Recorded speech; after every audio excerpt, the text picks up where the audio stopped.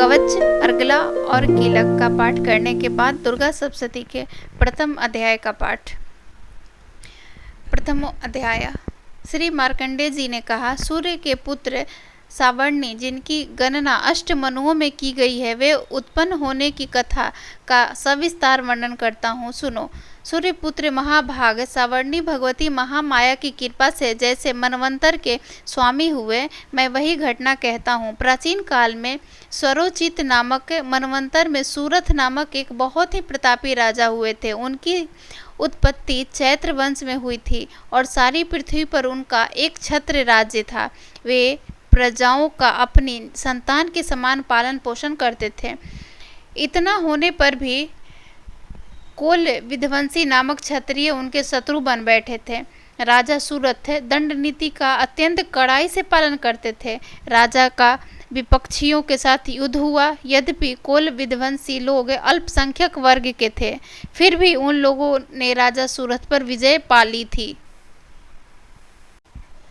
राजा शत्रुओं से पराजित होकर अपने नगर को लौट आए और उनके देश तक ही उनका राज्य सीमित हो गया। पहले से अधिकृत की गई भूमि उन्हें छोड़नी पड़ी, किंतु 30 पर भी विद्रोहियों ने उनका पीछा नहीं छोड़ा और राजा सूरथ पर पुनः आक्रमण कर दिया। राजा के बल पौरुष का ह्रास हो चुका था, इसलिए ऐसे सुयोग को मंत्रियों के हाथ से जाने देना उचित न समझा और उन दुरात्मा मंत्रियों ने राजकीय सेना, वाहन, कोषागार आदि पर अपना पूर्ण आधिपत्य जमा लिया। राजा का स्वामित्व छिन गया था, इसलिए वे घोड़े पर सवार होकर अकेले ही आखेट के बहाने घने वन के भीतर चले गए।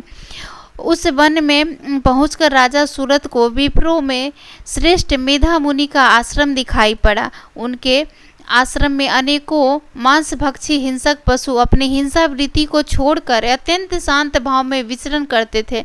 मुनि के शिष्यगणों से उस आश्रम तथा वन का सौंदर्य खिल उठा था। आश्रम में राजा के उपस्थित होने पर मुनि ने उनका सत्कार किया। राजा भी कुछ दिनों तक मुनि के आश्रम में रहकर विहार करते रहे। मोह माया से ग्रस्त होकर एक बार वहां राजा अपने मन में इस प्रकार चिंतन करने लगा, जो नगर पूर्व काल में मेरे पूर्वजों द्वारा शासित और पालित था, आज वही नगर मुझसे हीन होकर वीरान हो रहा है। न जाने मेरे अधम कर्महीन उसकी धर्मपरायणता के साथ रक्षा करते भी हैं या नहीं। मेरा हाथी जो सदा अपने शरीर में मद बहाया करता था और वीर था, न जाने वह किस अवस्था में होगा। जो लोग मेरी कृपा दृष्टि, धन और भोजन के लिए लालायित रहकर मेरा अनुगमन करते थे, वे लोग अब निश्चय ही अन्य राजाओं के आश्रित होंगे। मेरे धन का उन लोगों के द्वारा दुरुपयोग किए जाने से अब धन कोष निश्चय ही रिक्त हो चुका होगा। इस प्रकार की अनेक चिंताएं राजा के मन में उथल पुथल मचा रही थी। एक दिन मेधा मुनि के आश्रम के निकट एक वैश्य को देखकर राजा उससे पूछ बैठे, भाई तुम कौन हो? यहाँ तुम्हारे आने का क्या अभिप्राय है? तुम तो बहुत ही शोकाकुल और अन्य मनस्क से लग रहे हो। राजा के इस प्रेम पूर्ण प्रश्न को सुनकर वह वैश्य को नमस्कार करके विनीत स्वर में बोला। वैश्य ने राजा से कहा, राजन, मैं धनिक वर्ग में उत्पन्न एक वैश्य हूँ। मेरा नाम समाधि है। मेरे दुष्ट स्त्री पुत्रों ने धन के लोभ में वशीभूत होकर मुझे घर से निष्कासित कर दिया है। इस समय मैं स्त्री, पुत्र और धन से रहित हो गया हूँ। मेरे स्वजनों ने ही मेरे धन का अपहरण कर मुझे उसके अधिकार से च्युत कर दिया है, इसलिए मैं खित्र चित्र से वन में आ गया हूँ। इस समय मैं नहीं जानता कि मेरे कुटुंबियों का क्या दशा है, वे लोग घर में सकुशल हैं या नहीं। मुझे उनके संबंध में कोई ज्ञान नहीं है। मैं विचार कर रहा हूँ कि मेरे वे पुत्र कैसे हैं, वे सदाचारी हैं या दुराचारी। राजा ने वैश्य से प्रश्न किया, जिन स्वजनों ने धन के लोभ में पड़कर तुम्हें घर से बाहर निकाल दिया, उन स्वार्थी बंधुओं के प्रति तुम्हें इतनी ममता किस लिए है? वैश्य ने उत्तर दिया, आपका मेरे संबंध में इस प्रकार पूछना उचित ही है। मैं क्या करूं? मेरा मन कुटुंबियों के प्रति निर्दय व्यवहार का नहीं हो रहा। जिन लोगों ने धन की आकांक्षा से आदर, प्रेम और आत्मीयता की भावना का परित्याग कर मुझे इस दशा में पहुंचा दिया है, उन्हीं लोगों के प्रति मेरे मन में अगाध स्नेह तथा ममत्व का भाव है। हे महामुने, यह सब जानकर भी बंधु बांधवों के प्रति मेरे मन में जो प्रेम का समुद्र हिलोड़े ले रहा है, यह क्या है? जानने का प्रयत्न करने पर भी मैं इस बात का रहस्य को नहीं समझ पा रहा हूँ। उन लोगों के वियोग में मैं उस आशे ले रहा हूँ जिससे फलस्वरूप मेरा हृदय अत्यंत व्यथित हो रहा है। उन लोगों में मेरे प्रति प्रेम का नितांत अभाव है, तो भी मेरा मन उनके लिए तड़प रहा है। इसलिए मैं क्या करूँ? मार्कंडेय मुनि ने कहा, हे ब्राह्मण, तत्पश्चात राजा सूरत और समाधि नामक वैश्य एक साथ ही मेधा मुनि की सेवा में उपस्थित हुए और उनके प्रति उचित सम्मान दिखाकर वहीं बैठ गए। तब वैश्य और राजा ने परस्पर कुछ वार्ता प्रारंभ हुई। तब राजा बोले, भगवान, मैं आपसे एक निवेदन करना चाहता हूँ, आप उसे कृपा कर बताइए। मेरा मन स्ववश में न रहने के कारण बहुत ही क्लेशित है। जो राज्य मेरे हाथ से छीन गया है, उसके लिए अभी तक मेरे मन में पहले की ही तरह ममता क्यों बनी हुई है? हे मुनि श्रेष्ठ, यह बात मैं समझता हूँ कि अब उस पर मेरा स्वामित्व नहीं रहा, उसे अन्य लोगों ने हस्तगत कर लिया है। फिर भी अज्ञानियों की तरह मैं उसकी मोह से लिप्त हूँ। यह सब क्या है? मेरे ही समान यह वैसे भी अपने घर से अनादरित हो, पुत्र, स्त्री और सेवकों द्वारा परित्याग होकर निष्कासित कर दिया गया है। इसके स्वजन ने भी इसका परित्याग कर दिया है। यह जानते हुए भी यह वैसे उन्हीं के स्नेह पास में आबद्ध है। हम दोनों का ही हृदय इन सब बातों से अत्यंत क्षुब्ध है। दोष युक्त विषय में भी यदि एक मेरा मन ममतावश आकर्षित हो रहा है। हे महाभाग, हम दोनों ही समझदार हैं, फिर भी हम में जो मोह की प्रबल धारा उमड़ रही है, वह क्या है? हम दोनों में प्रत्यक्ष रूप से अज्ञान के लक्षण दिखाई पड़ रहे हैं। तब ऋषि ने कहा, हे महाभाग, विषय मार्ग का ज्ञान सभी प्राणियों में विद्यमान होता है। इसी प्रकार विषय भी सभी जीवों में भिन्न भिन्न होते हैं। कुछ प्राणियों को दिन में नहीं दिखाई पड़ता, ठीक उसके विपरीत कुछ जीव रात्रि में नहीं देख पाते। इसके अतिरिक्त कुछ जीव ऐसे भी होते हैं जो समान रूप से दिन और रात्रि में देख सकते हैं। यह बात सत्य है कि सभी प्राणियों में मनुष्य वर्ग अधिक समझदार होते हैं, किंतु केवल वे ही इस प्रकार समझदार नहीं होते। उनके अतिरिक्त पशु, पक्षी और मृगादि जीव भी समझदार होते हैं। मनुष्यों की बुद्धि भी पशु, पक्षियों और मृगादि जीवों के ही समान होती है। जैसी मनुष्यों की समझ होती है, वैसे ही उन मृगादि जीवों की भी होती है। साथ ही साथ अन्य बातें भी प्रायः इन दोनों में समान रूप से पाई जाती हैं। इन पक्षियों को ही देखो, समझदार होते हुए भी स्वयं क्षुधातुर रहकर अपने बच्चों की चोंच में स्नेहवश अन्न के कण डाल देते हैं। हे राजन, क्या तुम नहीं जानते कि ये मनुष्य समझदार होते हुए भी लोभवश अपने उपकार के बदले उपकृत होने के विनीत पुत्रों की इच्छा रखते हैं? यद्यपि उन सब में भी समझदारी का भाव होता है, फिर भी वे संसार की स्थिति, जन्म मृत्यु की परंपरा को बनाए रखने वाली महामाया भगवती के प्रभाव द्वारा मोह रूपी भंवर में डाल दिए जाते हैं और उसी में वे जीव डूबते उतराते रहते हैं। इसमें आश्चर्य की कोई बात नहीं है।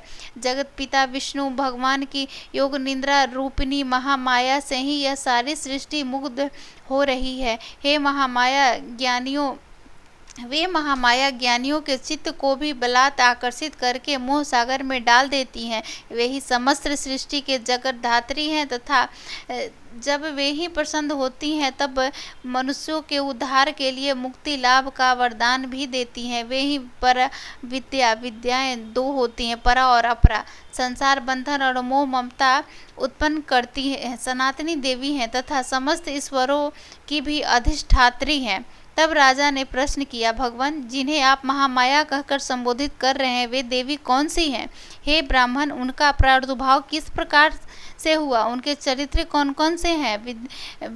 ब्रह्माविदों में श्रेष्ठ मुनि, उन देवी की उपरोक्त कथाएं मैं आपके श्री मुख से श्रवण करना चाहता हूँ। ऋषि ने कहा, हे राजन, यथार्थ में देवी का स्वरूप नित्य और सनातन है। यह समस्त जगत उन्हीं का स्वरूप है और वे ही देवी समस्त विश्व में चराचर प्राणियों में व्याप्त हैं। उनकी उत्पत्ति अनेक प्रकार से होती है, वह मैं तुम्हें सुनाता हूँ। यद्यपि वे जन्म रहित और नित्य स्वरूपा हैं, जो भी उन देवताओं को कार्य सिद्धि के निमित्त अवतार ग्रहण करती हैं, उस समय उन्हें लोक में अवतरित होना माना जाता है।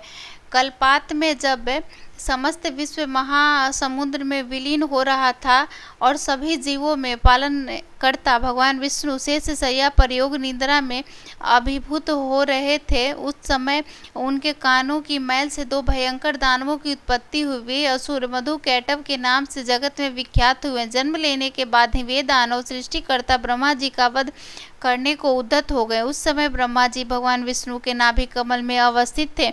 अपने पास राक्षसों की उत्पत्ति होने पर उन्होंने निद्रा भीभूत भगवान को जागृत करने के लिए भगवान के नेत्रों में योग निद्रा की स्तुति करना प्रारंभ किया। भगवान की वह अद्वितीय शक्ति ही जगत धात्री, विश्व की अधिष्ठात्री तथा संसार का पालन और संहार करने वाली मानी गई है। उन्हीं योग माया भगवती निद्रा देवी को ब्रह्मा जी आराधना करने लगे। ब्रह्मा जी बोले, देवी तुम्ही स्वाहा स्वधा और षटकार हो, स्वर भी तुम्हारा ही रूप है। तुम ही प्राणदात्री अमृत रूपा हो। नित्य और अक्षर प्रणव के आकार, उकार और मकार, इन तीनों मात्राओं में तुम्हारा ही अवस्थान है। अब इन तीन मात्राओं से भिन्न जो बिंदु रूपा नित्य अर्ध मात्रा है, उनका उच्चारण विशेष रूप से नहीं हो सकता, वह भी तुम ही हो। हे देवी, तुम ही संध्या, सावित्री तथा परम जननी स्वरूपा हो। तुम ही इस संपूर्ण ब्रह्मांड को धारण किए हुए हो। तुम्हारे ही द्वारा इस विश्व की उत्पत्ति होती है। तुम ही पालन करता और अंत में सब जीवों का संहार करती हो। जगत की उत्पत्ति में तुम सृष्टि रूपा पालन का काल में स्थिति स्वरूपनी तथा कल्पांत में संहार स्वरूपा हो। तुम ही महाविद्या, महामाया, महामेधा, महास्मृति, महामोह रूपा महादेवी, महासुंदरी हो। तुम ही तीन गुणों सत्व, रज और तम की उत्पन्न कारिणी हो। तुम ही भयंकर काल रात्रि, महारात्रि और मोह रात्रि हो। तुम ही श्री ईश्वरी, हिंग और बोध स्वरूपा बुद्धि भी हो। लज्जा, पुष्टि, तुष्टि, शांति और क्षमा भी तुम ही हो। तुम ही खड्ग धारिणी, शूल धारिणी, घोर रूपा, गदा, चक्र, शंख और धनुष धारिणी भी हो। वान, भूषुंडी, परिघ आदि तुम्हारे ही अस्त्र हैं। तुम सौम्य और सौम्यंतर हो। इतना ही नहीं, वरन विश्व में जितने भी सौम्य एवं सुंदर पदार्थ हैं, उन सब में तुम्हारी सुंदरता कहीं अधिक है।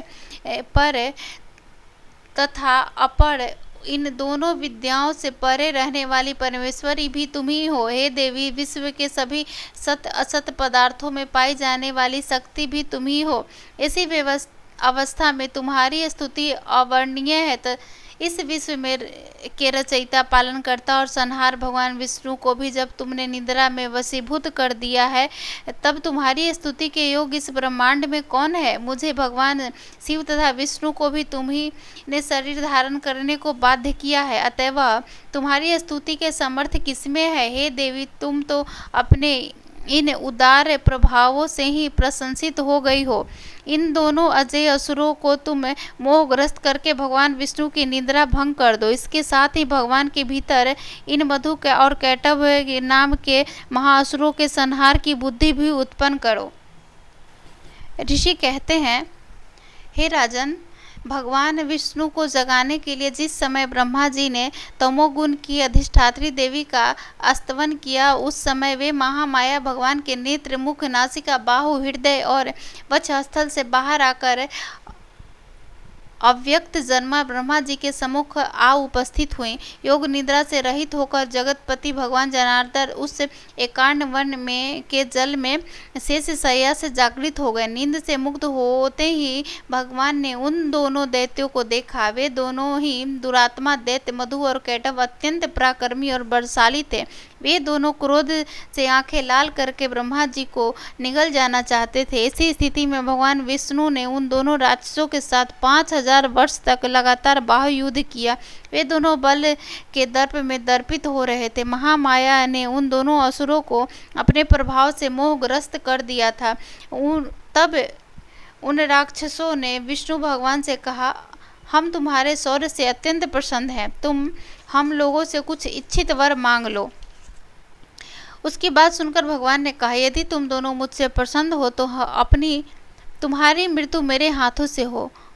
मुझे यही वर चाहिए, इसके सिवाय मुझे अन्य किसी प्रकार के वरदान की आवश्यकता नहीं है। ऋषि कहने लगे, उन राक्षसों ने संपूर्ण पृथ्वी को ब्रह्मवश जलमग्न समझा। तब भगवान से कहा, मेरा वध किसी शुष्क स्थल, सूखे स्थान अर्थात जिस स्थान पर पृथ्वी जल में न डूबी हो, उस स्थान पर करो। ऋषि ने कहा, तब तथास्तु कहकर शंख चक्र गदा पद्मधारी भगवान विष्णु ने उन दोनों दैत्यों के मस्तक अपनी जांघों पर रखकर सुदर्शन चक्र के द्वारा काट दिए।